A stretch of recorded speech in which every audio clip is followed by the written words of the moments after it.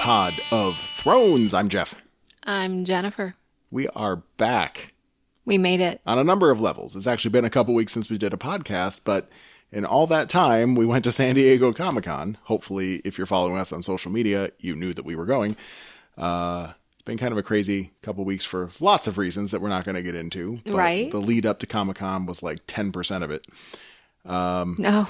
10%? The lead up, well, of why the last few weeks have been so crazy for us. Okay. Yeah. I would say so. All right. But then we went to Comic-Con for 4.5 days.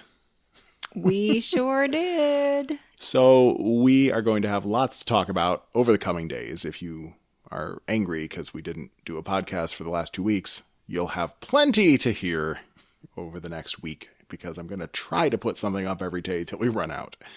And that will take a while. Plus, there's going to be some video on YouTube. So check the show notes for a link to our YouTube channel, which unfortunately is not called anything yet. We need 100 subscribers before we can get a custom URL for our YouTube channel. And right now we have 3 because we've never done this before. How would we get subscribers if you don't even have a name? Who would they subscribe to? I know, it's kind of a weird uphill road, right? But yeah, so we've never done a YouTube channel. We need channel. 100 of your 100 of you people to subscribe to our YouTube channel called Nothing or blank. There is a channel called The Kid Free Weekend, but when I search for it, I can't find it. Well, how do you find us? Well, there's going to be a link in the show notes because it's like youtube.com/blarg, just a vomit of letters and numbers. Okay.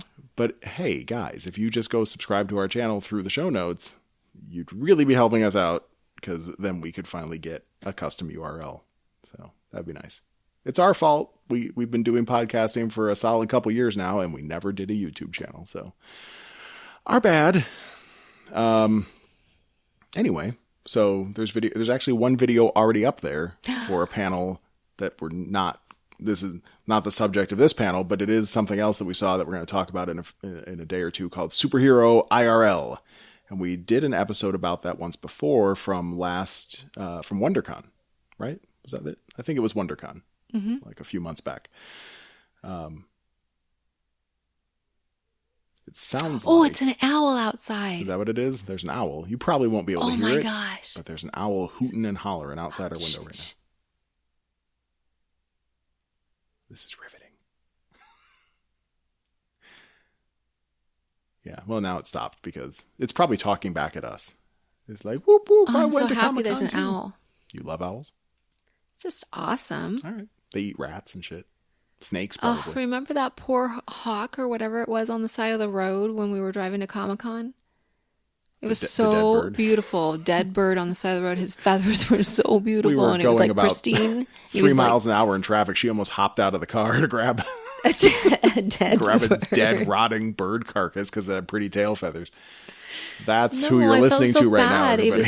It was like majestic, and it shouldn't deserve to die. It was trapped between the divider, and the traffic that was nonstop. It didn't know any better. But it deserves better. Yeah. Okay. All right. I'm done mourning. Then we went to Comic-Con. I'm still mourning the bunny. I don't remember if you talked about that on here. I don't know. I think you might have. But I don't want to talk about that now. Okay. Tell the bunny story another time. So we got a lot of Comic-Con coverage coming over the next week. And we're starting tonight with one of, I think, our favorite little press room experiences and panels and stuff for a show that I'm really excited about.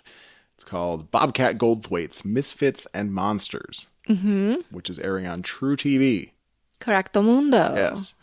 And we are big truTV fans. So here's the thing, though.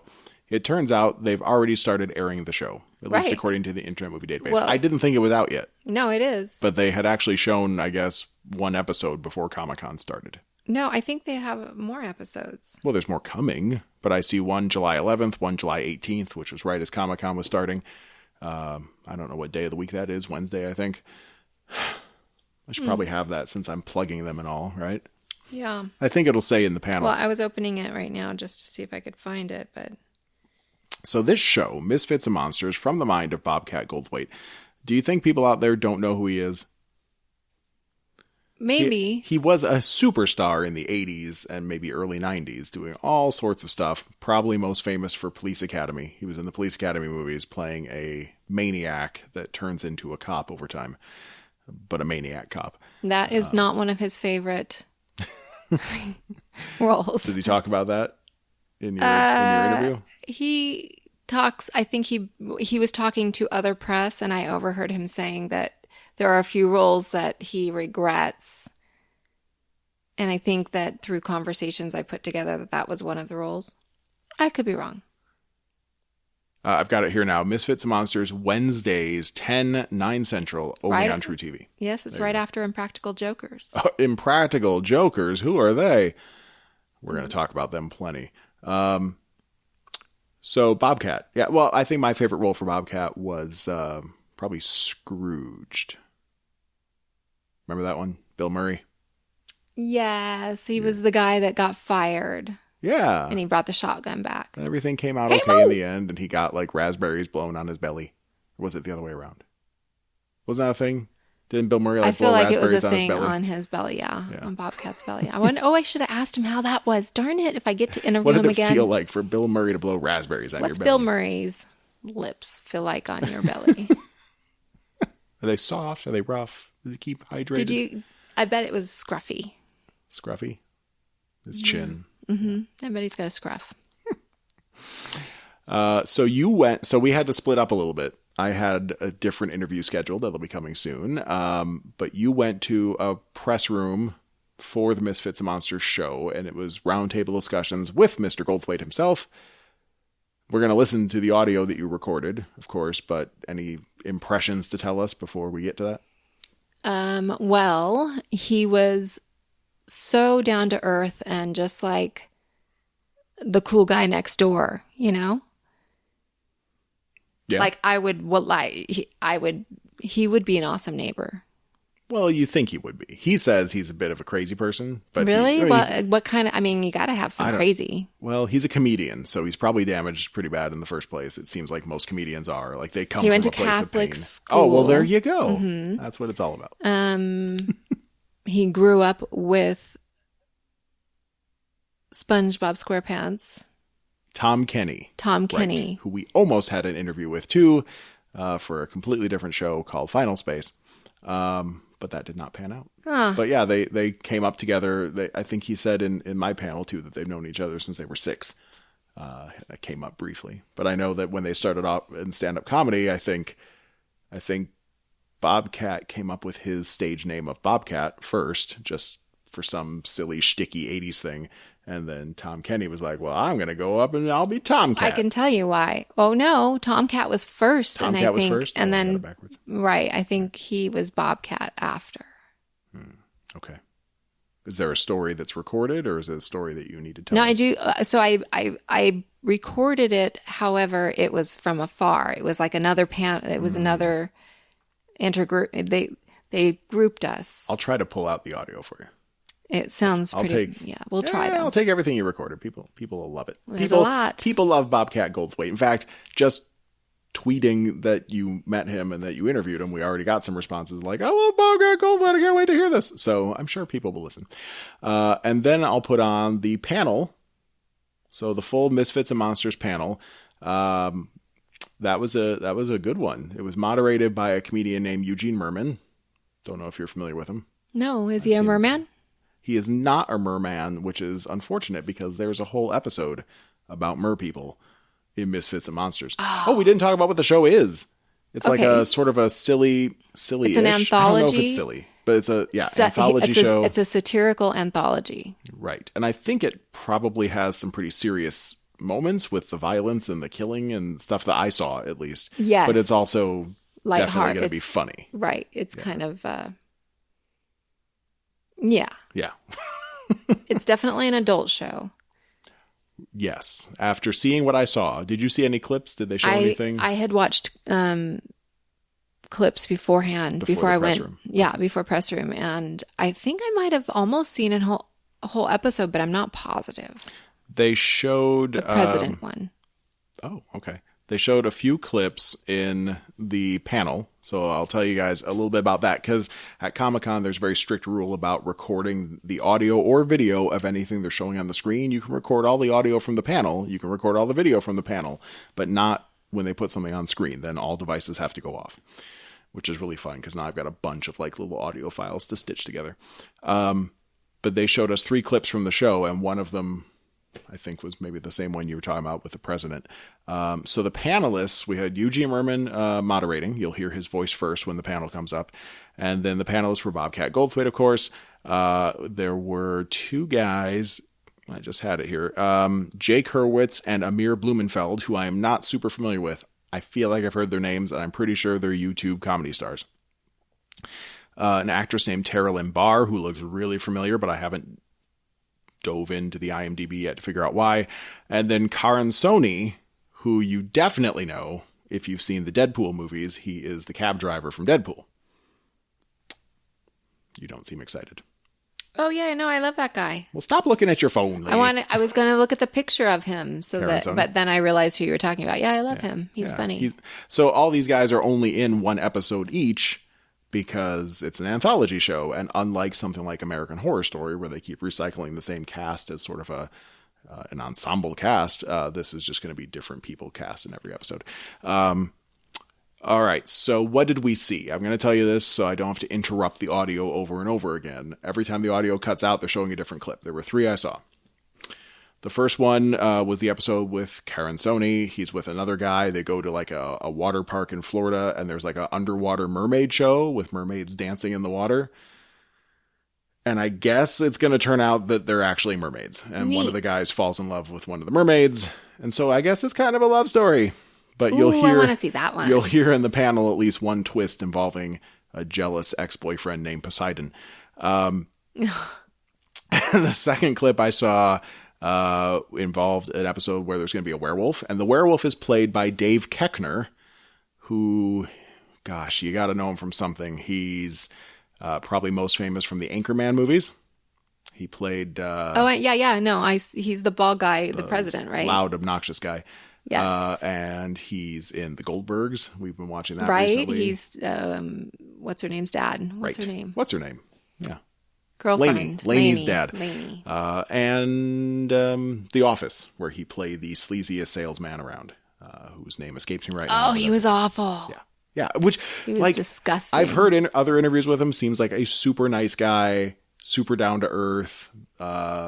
I bet that was fun for him. Really to play. Smart. But yeah, he plays these piggish characters, and he plays them well. And in this one, he's playing a werewolf. And he's with Dave Foley from The Kids in the Hall and News Radio. I was wondering where he was from.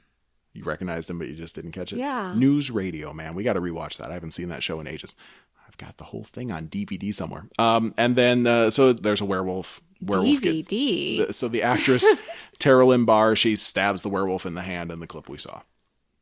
Not a huge spoiler. I think there's plenty more to go. And then the other clip, the third clip, was those 2 YouTube comedy guys. All I can tell you is that they die in a very stupid way, and then they seem to be reincarnated as animated bees. So it's mostly voiceover work for that episode.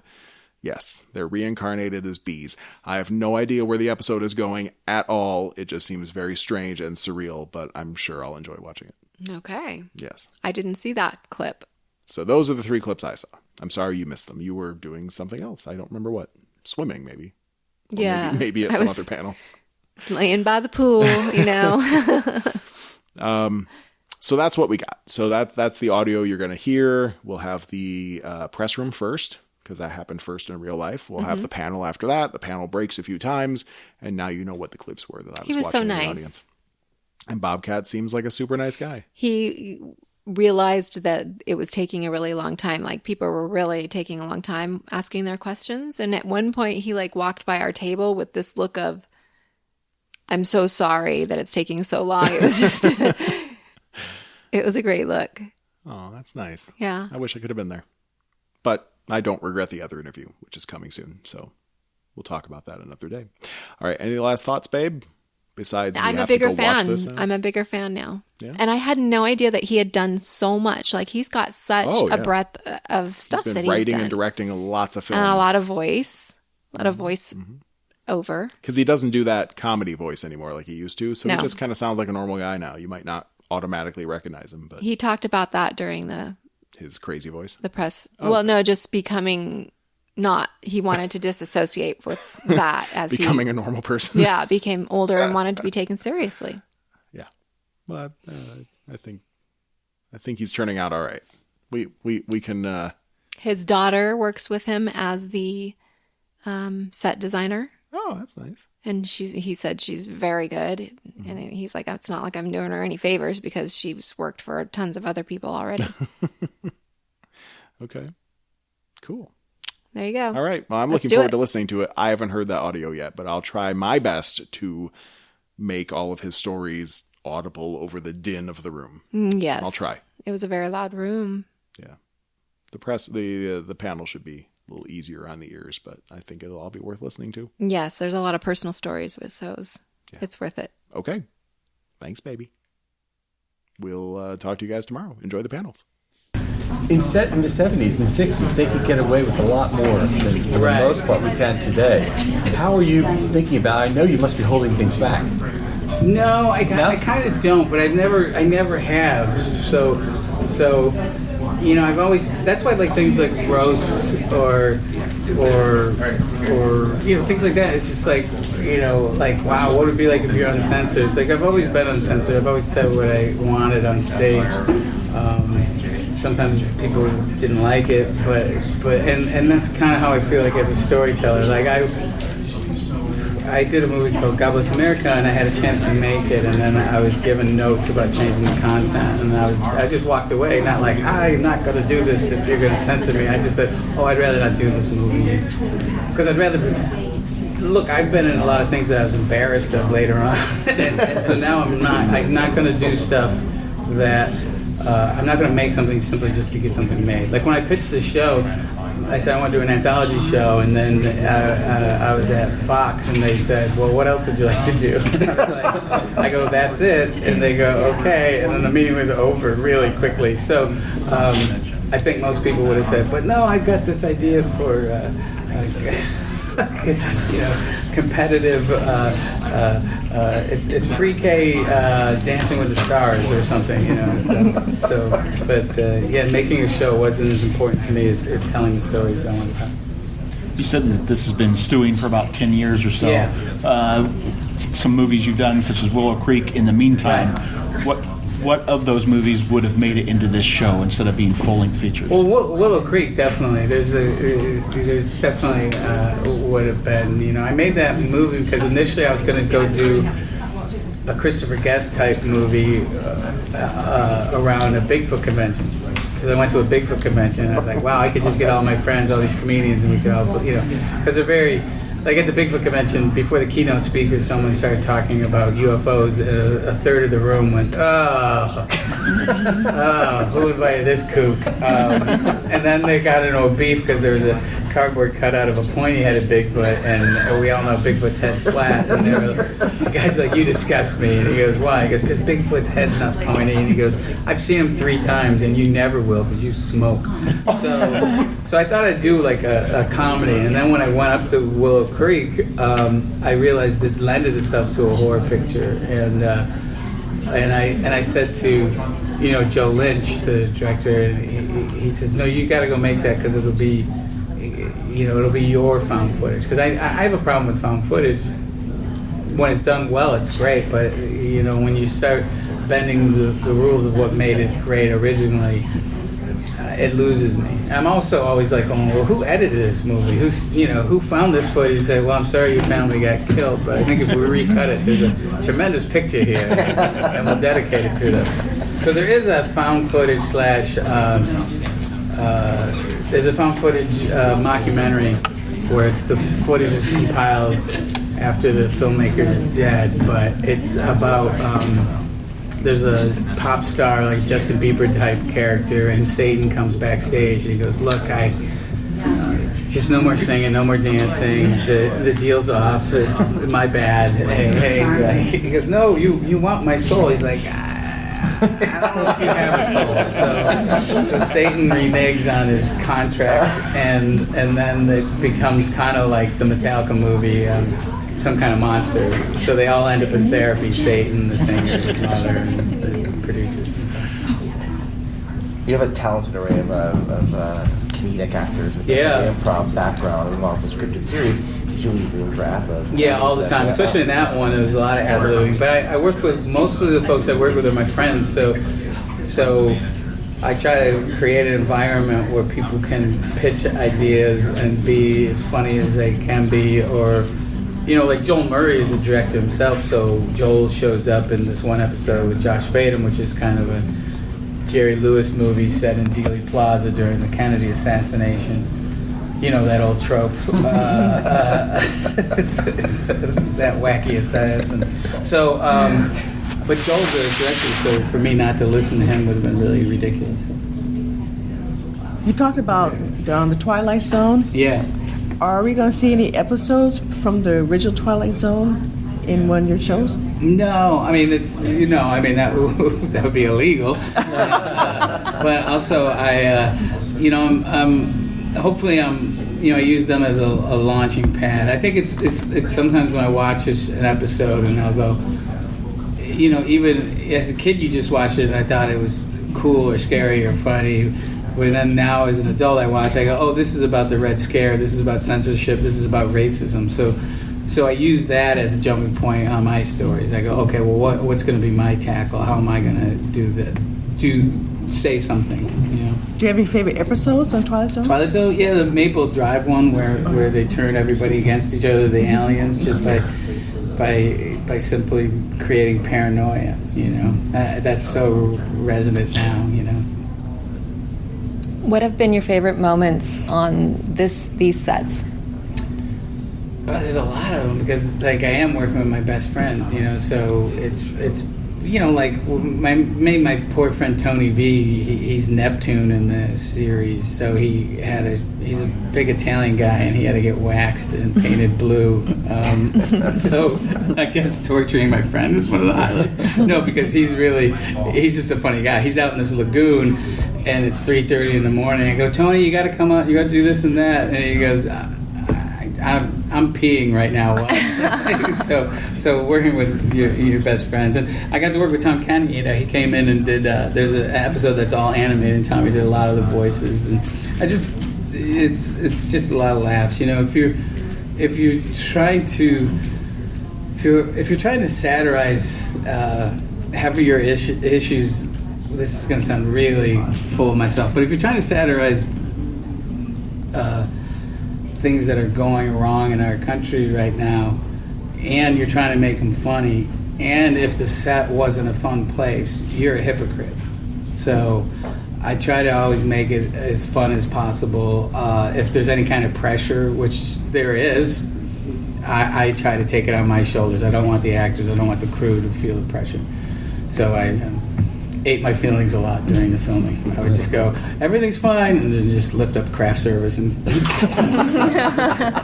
But, it's always been like that. When I worked on the Kimmel Show, I used to direct Jimmy Kimmel, and I would always, on purpose, wear a goofy hat to work to make sure I didn't take myself serious. Because if you start yelling at someone and you're in a sombrero, you're a douchebag. You know what I mean? It's like, let's not forget who's wearing the Pope mitre today. So one day I was directing, and I took my hat off and I stomped down to the set, and Cleto, the band leader, goes, "Oh, he's mad. He's not wearing a hat." So I try to always not take myself serious, especially if we're trying to satirize the lack of kindness. Time for one more question, guys. Your daughter's a costume designer. Yeah, she's the costume designer, and she did a really great job. She's been a costume designer, and then she works on a lot of other shows that she's been involved in a lot of things like Disaster Artist or Twin Peaks. So it wasn't like, hey, we'll give the kid a shot. But the cool thing about having her, not only just working with my family, but there's so many times where she would show me what she thought the actor was supposed to wear, and I assumed I had spoken with her, but I hadn't. So the apple didn't fall far from the tree. It was like one character was, I just didn't say to her, I go, oh, you should dress her like olive oil, and then she shows up and she's olive oil. Thank you guys so much. Cool, thanks for your time. Oh, sure, of course. It is my great pleasure now to start introducing the panel. Ladies and gentlemen, please welcome Karin Soni.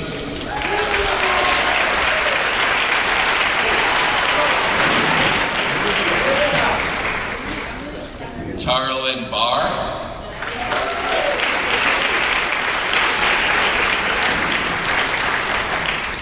Bobcat Goldthwait.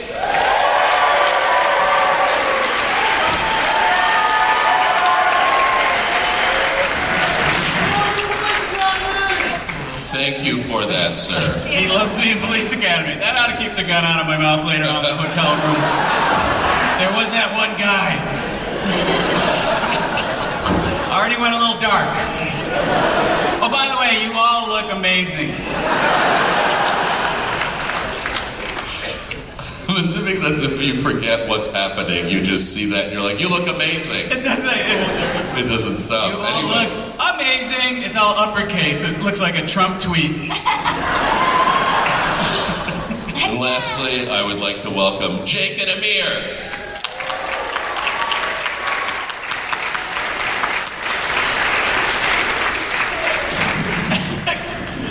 This is for the cast members that didn't make it.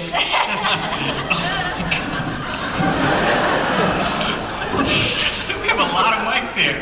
Yeah. Oh, yeah. Maybe we'll take them later. All right. All right. So, do you want to show the? Should we just show the trailer? Do you want to just talk about? This is good. This is how you moderate, guys. No one's going to say he didn't come up with a consensus first. Yeah, do you want to just describe the show a little bit? It's well, why don't we show the clip, maybe? Sure. Because I think I describe it in the clip, because I'm a very lazy man. Okay. Yeah, let's not do it twice. Let's show the clip. Thank you. Can I also say thank you all for coming?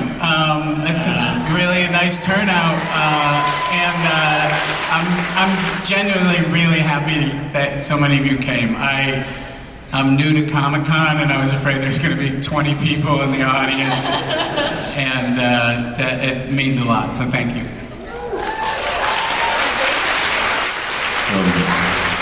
So Bobcat, how long have you been working on this series? It was, I originally, about somewhere like 7, 8 years ago, I went out and I said, hey, I was pitching it at places, I'd like to do an anthology series, and it really, it went over like a bad fart. Like, it was like, the next question would be, well, what else would you like to do? How many places? So how did truTV get involved? They were the ones that were like, we like farts. That's their new logo.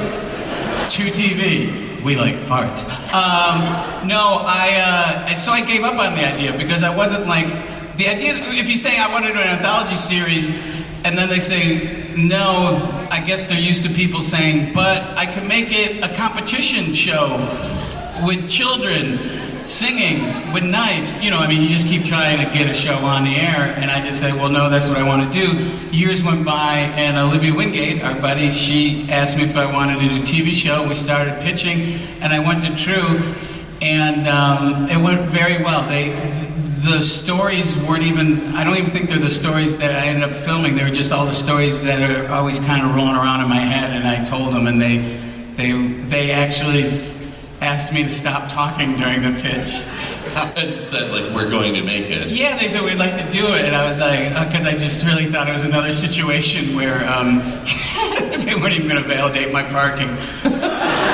Years ago, I was at Universal, and I was pitching, I made an alcoholic clown movie called Shakes the Clown. Thanks. That's about how many people have seen it. My movies make hundreds of dollars, and I was at Universal, and I go, it's kind of like Barfly, but everybody's in clown suits. and Sid and Nancy, and it's a noir film. And the guy at Universal was like, cuts me off. He goes, those movies didn't make any money. And I go, and a little E.T. It's got a little E.T. in it. Because I was looking over at his shoulder, he had an E.T. poster on the wall. Is that who then produced your movie? Yeah. Oddly enough, no. How difficult was it going from story, in an anthology series, going from a totally different story and cast each week? Was that hard or easy? Or? It was strange because every episode is completely different with different cast members and different looks, different time periods. So it was a challenge for the creative team, the production design and the camera, cinematographer and the costumes. But for me, it was actually sad because it'd be like I'd have all my friends on one week and I'd start bumming out, and then I'd be happy because a new wave of friends would come in. Or in cases with some of the folks on our panel tonight, there were people who I admired and I finally got a chance to work with. Great. Should we show some of the clips of different episodes? Sure. I can talk about episodes that aren't.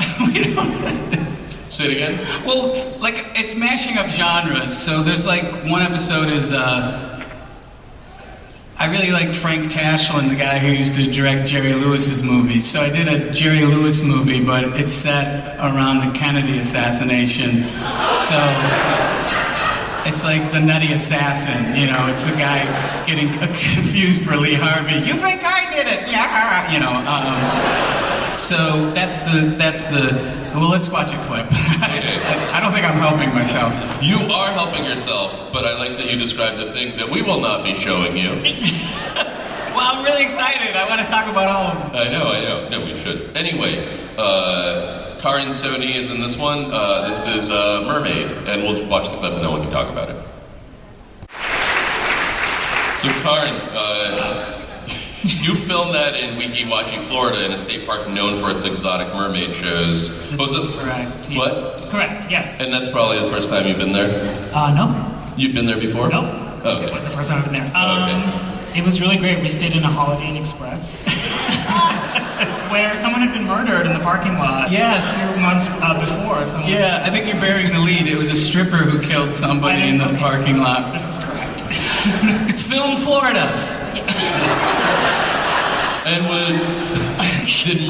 are there a lot of mermaid enthusiasts that were down there, or is more? So there was an air of murder?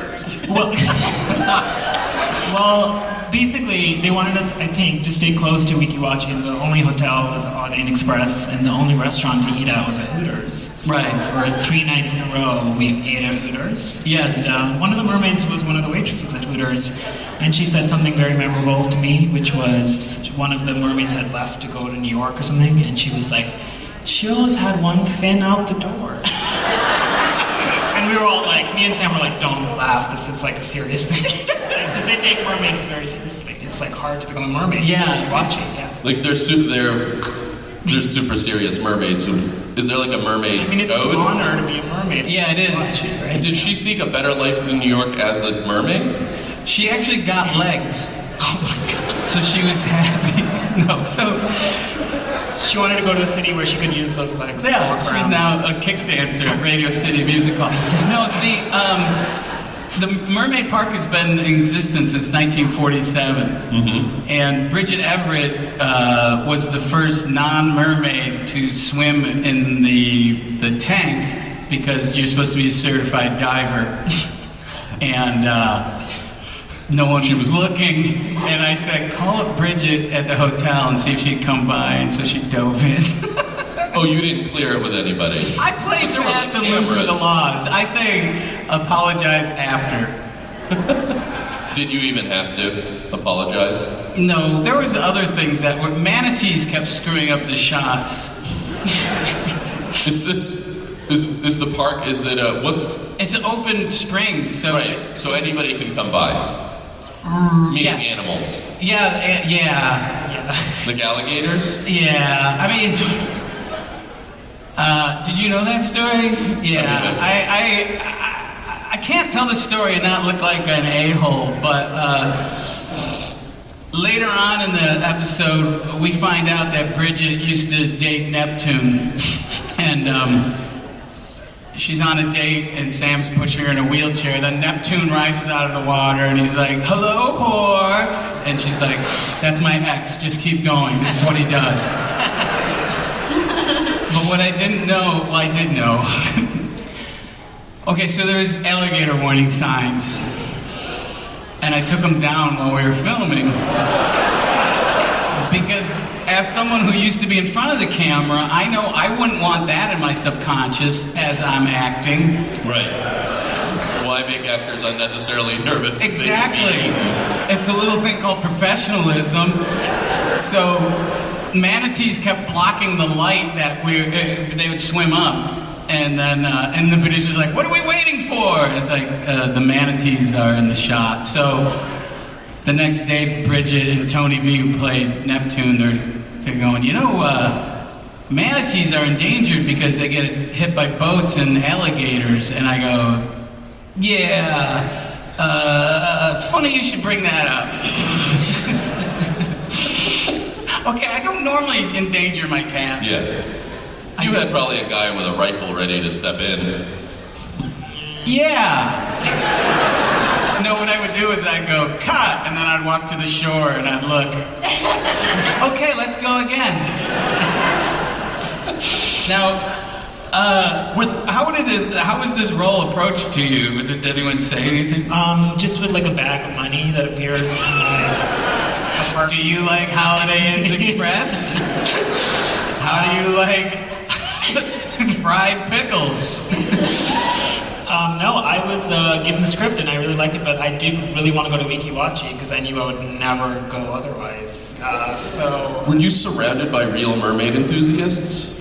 You don't know. I think the mermaids themselves were the most enthusiastic about mermaid stuff. Yeah, but they stopped talking about it, and I had to pretend to be interested. But there's other scenes with you that are. I mean, that one there is, for the most part, kind of the script. But there's other scenes with you where you're just ad-libbing almost everything you're saying. I was really. How do you feel as a writer about that? I'm so happy actually because you just that's what I do. I surround myself with really funny people and then try to let them do what they do. Yeah. So this was a fun episode because Halloween fell over the filming of it. Do you remember that? Yeah. Some of the crew dressed up, which is always really fun. Except there was my assistant dressed up as me. That's right. That's what I was getting at. Which is really sad that at this point, I have a look. What if Colonel Sanders went fishing?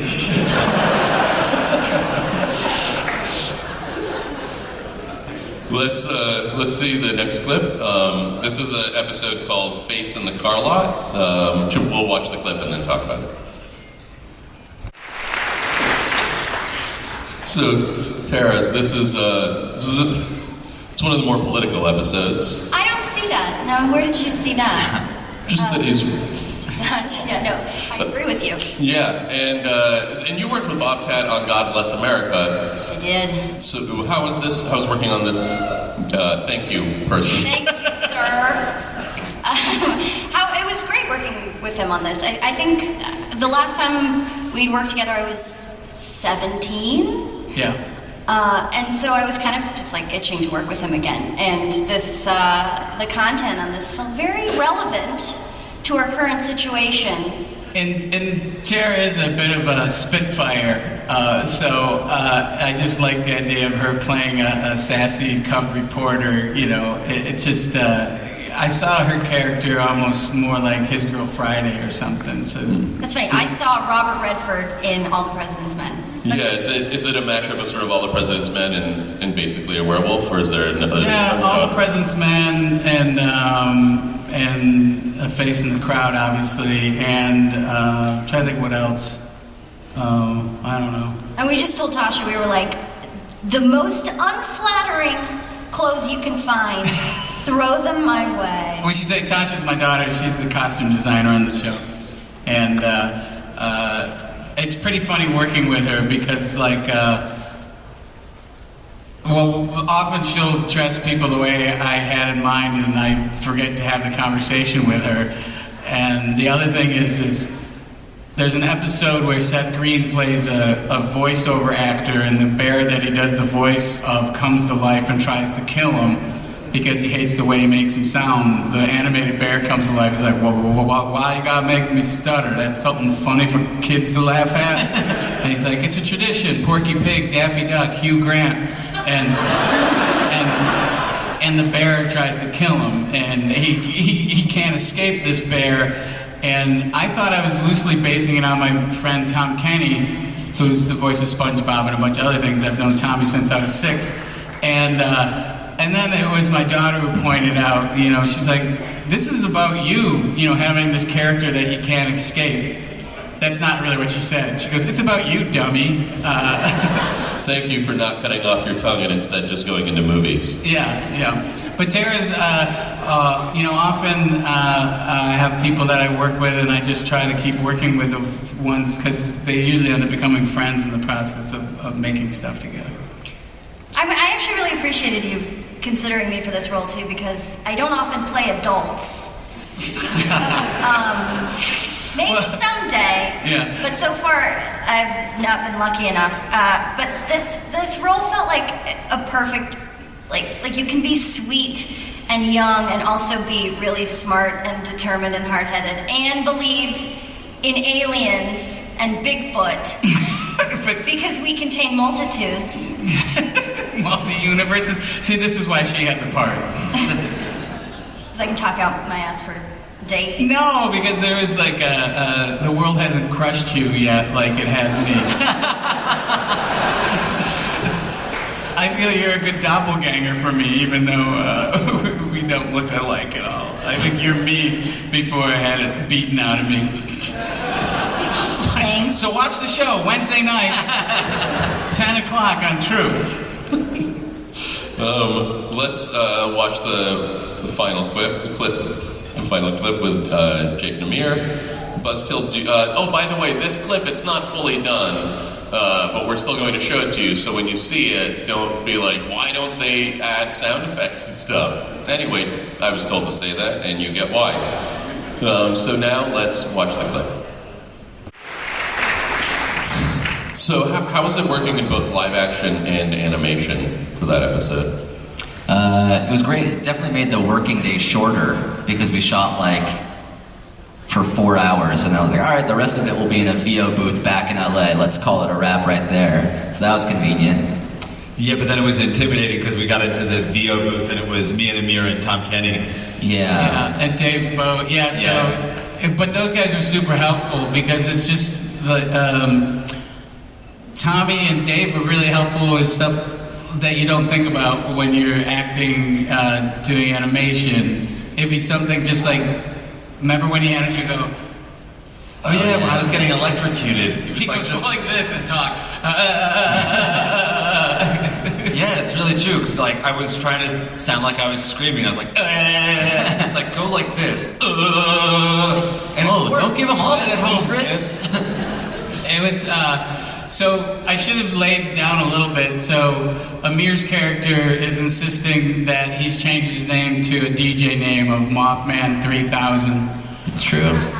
Because my old name of DJ Mothman 2000 is lame. Yeah. Yeah. Outdated.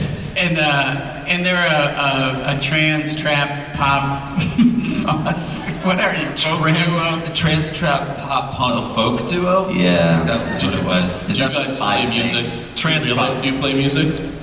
No. I play a little bit of guitar, which you saw, and it's arguable if I actually can play the guitar. I was fooled. All right. Acting. And I was auto-tuned. But that episode is about even though it's comedic, but at the end it's just the dangers of groupthink and blatantly following a leader. I won't say what happens, but it's again it is funny. It's just it's about bigger issues, and they're perverted bees. There is some bee sex in this episode. Yeah, there's a lot of hot bee action. Bee on bee. I would say between 1 and 2 minutes, like a lot. Oh yeah. Enjoy. Yeah. Well, Jake's character is excited because the queen picks him out to be the drone, and doesn't realize that during sex his penis will snap off, because that's really what happens to bees. It's an educational cartoon. Yeah, laugh and learn with your old friend Bob Scratch Goldfarb. And Tom Kenny got to tell me what it would sound like to have your penis ripped off. Yeah. That was nice. Have you guys done much voiceover for animation before? We actually played animals in a different show called Animals, so oddly enough we have. We were rats. Yeah, rats and bees. Rodents, ugly creatures of the night. We're often getting typecast like. Yeah. We need a comedy duo that would be great at being pests. Yeah. That's us. But it was funny, I was looking for, because I wanted I don't think you can make a comedy team. I just think you can't. Tell that to the Backstreet Boys. And so they're right here. And so here they are. Come on out, guys. And so I watched like less than 2 minutes, and I go, yeah, those are the guys. I hope they'll do the show. But there is there is an episode that is kind of a little bit Backstreet Boys with.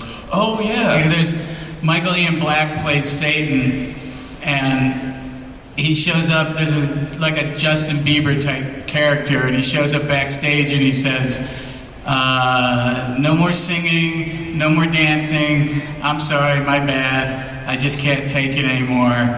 And the deal's off. And the pop star's like, you want my soul? And he's like, I don't know if you have a soul. So then they all end up in therapy, like the Metallica documentary, Some Kind of Monster. And they're all... With Satan. It's a story that's been done a lot. I hopefully put a new spin on it. I think you did. Let's set up mics for audience Q&A. If they're already set up. But if you guys want to line up where those mics are. Line up. Line up. Orderly. Yes. Hi. I don't know if he has a question. He might have just been going to the bathroom. I think he is. Yeah, we don't get to pee. So yeah, line up behind him. Oh yeah, he is pissing. Yeah. Who, me? Oh, wait, sorry. Hi. Put that away. Just this man. Do I have to do that again in front of people?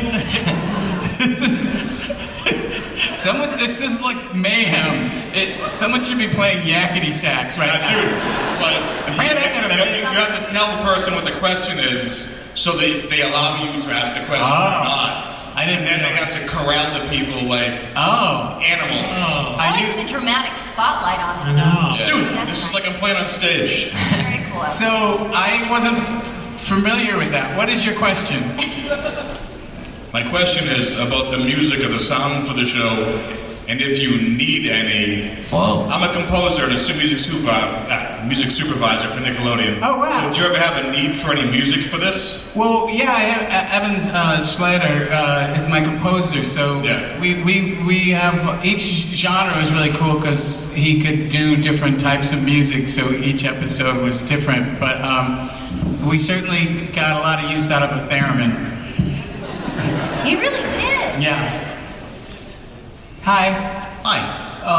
First of all, sorry about that Police Academy shout out, Bobcat. But oh, that's okay. I think people think I hate Police Academy. I don't. I got hit by TMZ. Oh. And they were like, hey, Bobcat, they're rebooting Police Academy. Don't you think the original stars should be in it? Like, I was supposed to get mad, and I go, no. And he goes, why not? I go, because a lot of us are dead. And then I said, I hope they do what they did to 21 Jump Street and make it a comedy this time.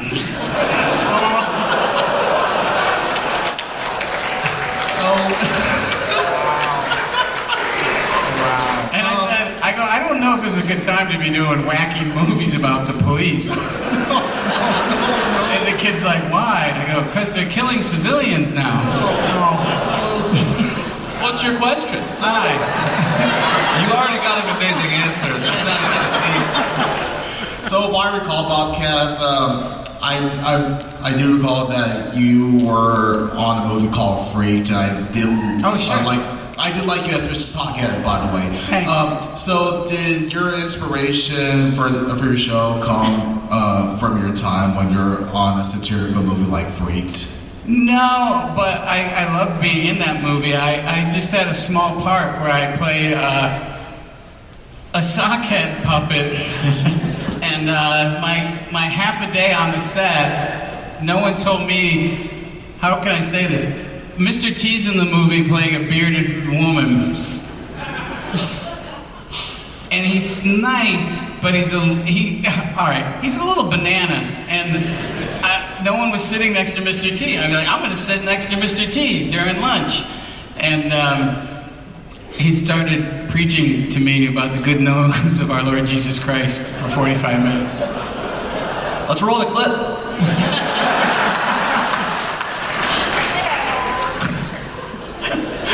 It was like, oh, this is why the seat was empty. Hi. Yes. Hi, Liana Van Taylor. My question is, y'all have so many great stars and comedians that you've worked with. Who would you like to work with next? Eugene Merman.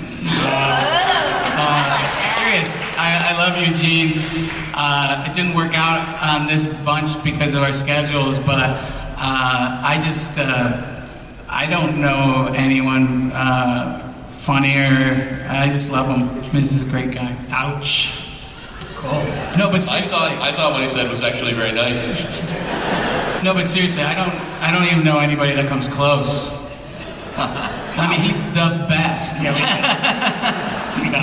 No. Flip the table. Yes, sir. Hi, Bobcat. I was introduced to you through Hercules back way in the day. I was actually wondering, what is your favorite role you've ever done? In front of the camera? Yeah. I think, no, your role as a director. There is a movie that I played a director while I was directing called Windy City Heat, but there is movies like Scrooge. I have a real fondness for that movie. I really love being in Hercules. I love being involved in a Disney movie. That was really cool. It wasn't done the way I would think it would be done, like where you'd think you'd just do the whole script. It was done in sections, and it was done... I worked on that for 3.5 years. It was weird. And what other roles? I also played an adrenal gland in a ride in Disney World that I'm pretty proud of. I went in for the bile duct, and they said, you know what, give him the adrenal glands. See what he can do with that, you know. Thank you so much. Hi. Hi, my name is Max. I graduated from high school recently, and I saw your movie World's Greatest Dad, and I immediately connected to it because I saw a bunch of bullshitters in high school, and I'm wondering if that's what you're trying to make fun of. Yeah. That movie. I want to hug you. That was really sweet. Thanks. Yeah. You know, I mean, I always see myself as a misfit, and I was looking at all the BS when I was in school and through life, and that really was what that movie is about. So thanks so much.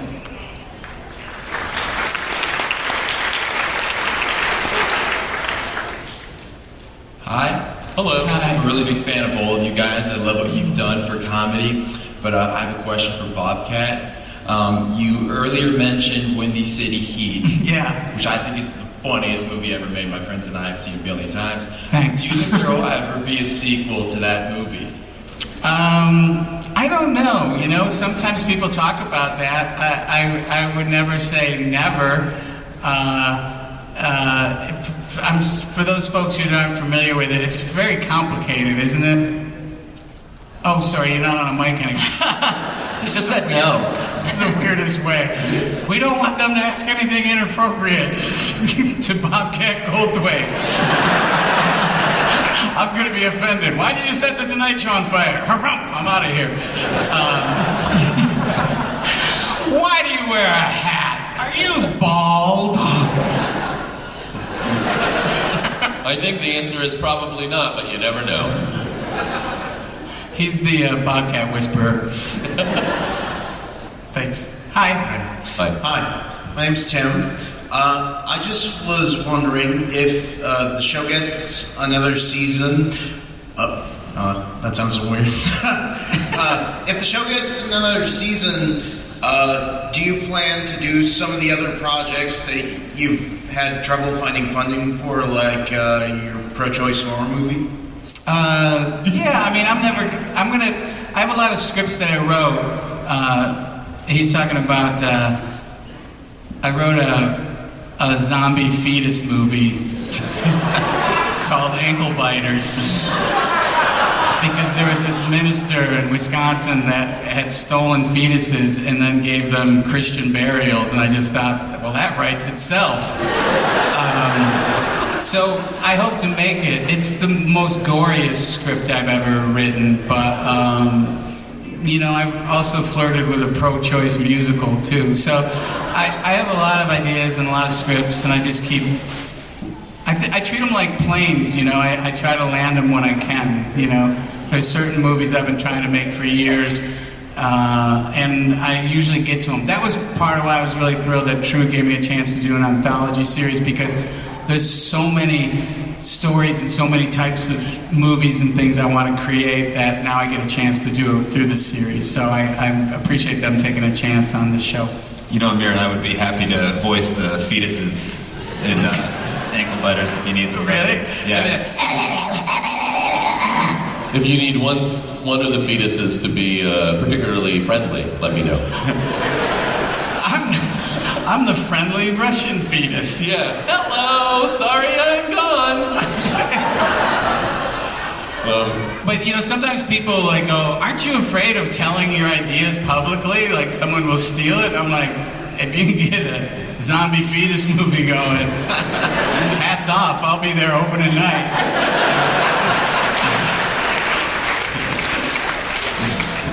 Hi. How you doing?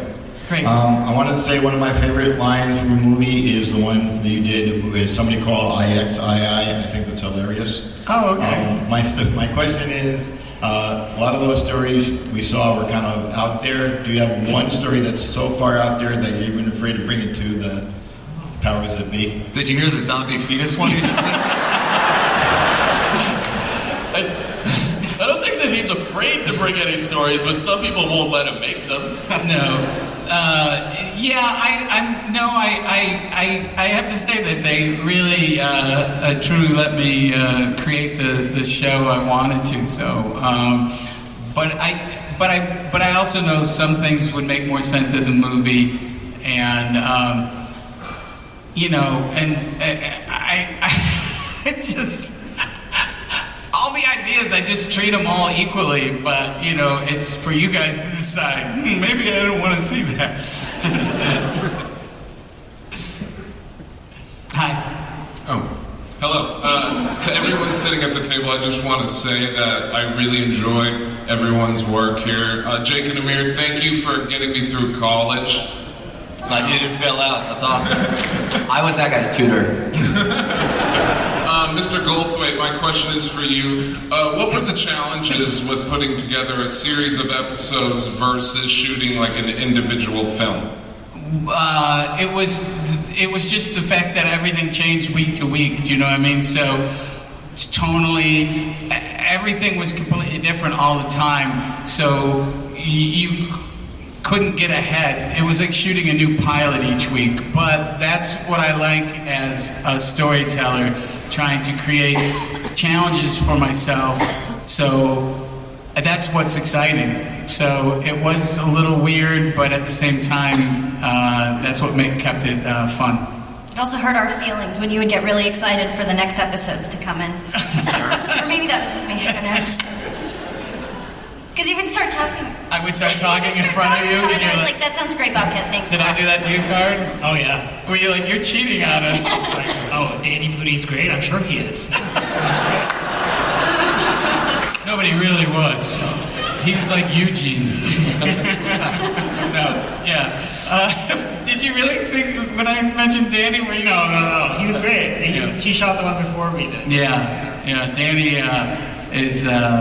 He plays it's hard to describe that episode. It's a very broad movie about the end of the world, or a very broad episode about the end of civilization.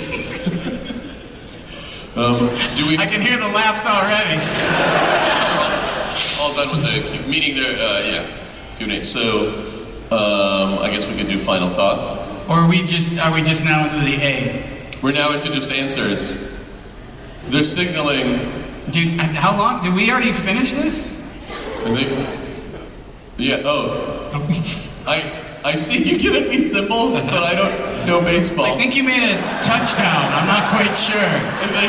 I don't know. No one else has questions, but I'm getting a lot of this. I see a thumbs up. I think that means keep going. Okay. Giving us sports signals in this room. Read the room, lady.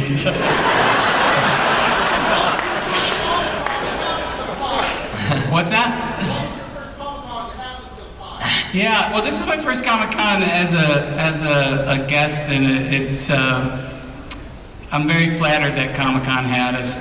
But I've been here a bunch over the years, which is where I run into people who get really excited and say, "I thought you were dead." Yeah, I've been here a bunch. I love genre. I don't think of genre pictures or genre TV shows any less important than drama or broad comedy. So I feel like a Starbelly Sneetch hanging out with all the other Starbelly Sneetches. I feel like you're my people. I'm not trying to suck up to you, but I feel more at home here. Thank you. And maybe I'll ask each one of you, what was your favorite part of shoot, like your favorite thing that happened either on set or as part of this? So starting with you, Karin. My favorite thing was it was fun to go to WikiWatchy with the crew, because we shot part of it in Atlanta, and it's always fun to see a crew in a different location because they get kind of wild. Yeah, it really is. So it was kind of cool to travel with everyone and to get to know Bridget and Sam was pretty cool. Yeah, they were awesome. When the crew all went out to a bar, did you go to that bar and they played the Star Spangled Banner on the jukebox? No, I kept far away from that, but I heard about it. I mean, we were in the South, man, and it was Florida, but it was this, And the crew came back the next day. They go, "We were so glad you weren't there. We knew you would have taken a knee." I love that there's a jukebox that has the Star Spangled Banner on it. No one, great song, but anyway. It's a good jam if you're in a sexy mood. Was it at least by Leonard Skinner, or was it just the straight up version? Oh, say can. Go on. Oh, I was just going to say all the Faygo that was at Crafty on set. Did you see how much Faygo there was on set? Well, we were in Atlanta, so maybe that had something to do with it. Well, and I have a kindership with the Juggalos, so. I thought maybe it was a special request from Bobcat. My writer. Did Juggalos cater? Did they do craft services? They covered it up well if they did. Yeah, I think it was I think it was Shaggy Poop Poop or whatever. What's their names? The guys in Insane Clown Posse. Shaggy Tudo? I performed at the Gathering of the Juggalos. Which it's not what you think. It was hellish. That is what I thought. It was what you thought? Yeah. It was like a Bosch painting had come to life. There was fires and birdmen ripping each other's entrails out.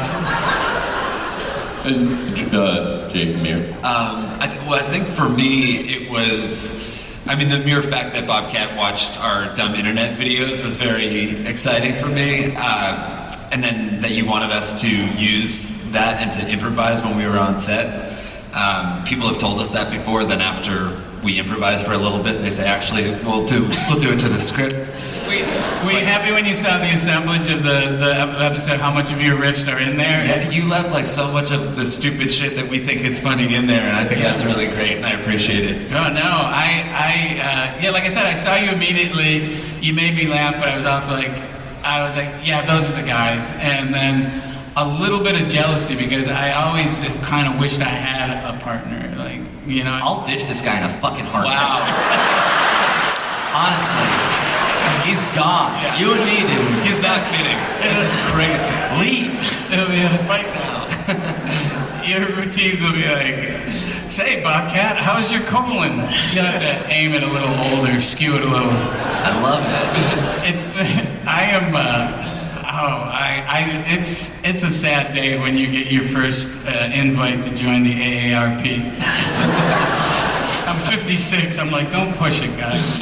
How much in general of each episode is improvised? Like, how much do people improvise on set with you?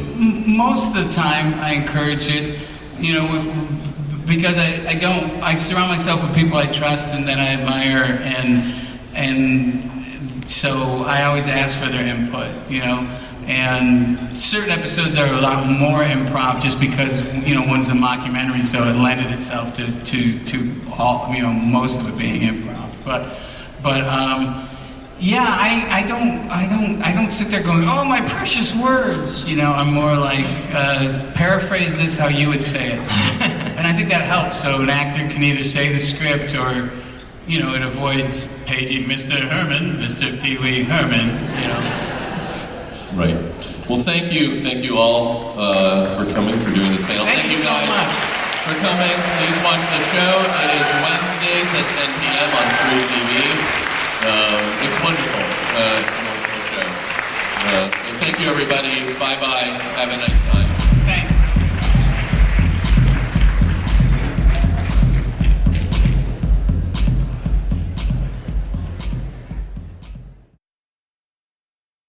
Tom Kenny and I met in first grade.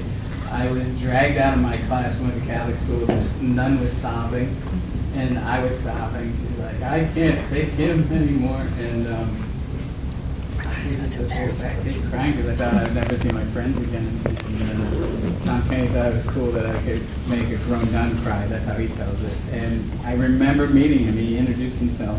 And my ego has always been healthy. And I'm like, when I meet Tom Kenny, I'm like, oh, this poor guy.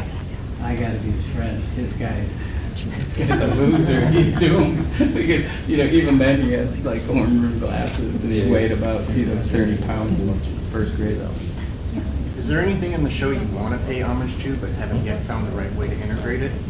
No, but I do, you know, I keep going along and I do keep, yeah, I mean, there'll be more, but it's just that, you know, sometimes it's doing a Frank Tashlin kind of Jerry Lewis thing or doing, you know, different things. There's an Edgar Wright episode of the show, and I just kind of, it'll be interesting to see what he makes of it. But, you know, I wanted to see if I could get away with this smash cuts with pans and inserts and stuff. So there's just, you know, like, to be able to do a Tex Avery, in the animation, there's a big nod to Tex Avery in the animated episode. What monster scared you as a kid? For some reason, I was afraid of sea serpents, which made no sense, but because we grew up where there was a lot of lakes and stuff.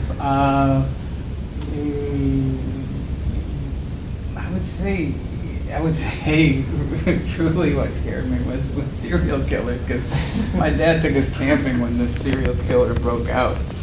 And he was running around the Adirondacks, and my dad goes, let's go to the Adirondacks. So, yeah, I was convinced that this guy, Robert Garrett, was going to kill me when I was in the outhouse. So, wow. Not one of my dad's smartest moves, but he's like, hey, we paid for the cabin. Let's go. You've done a lot of anthologies in the past. You get tales from in front of the camera, yeah. Was that something ever since you did that? Have you always wanted to do this?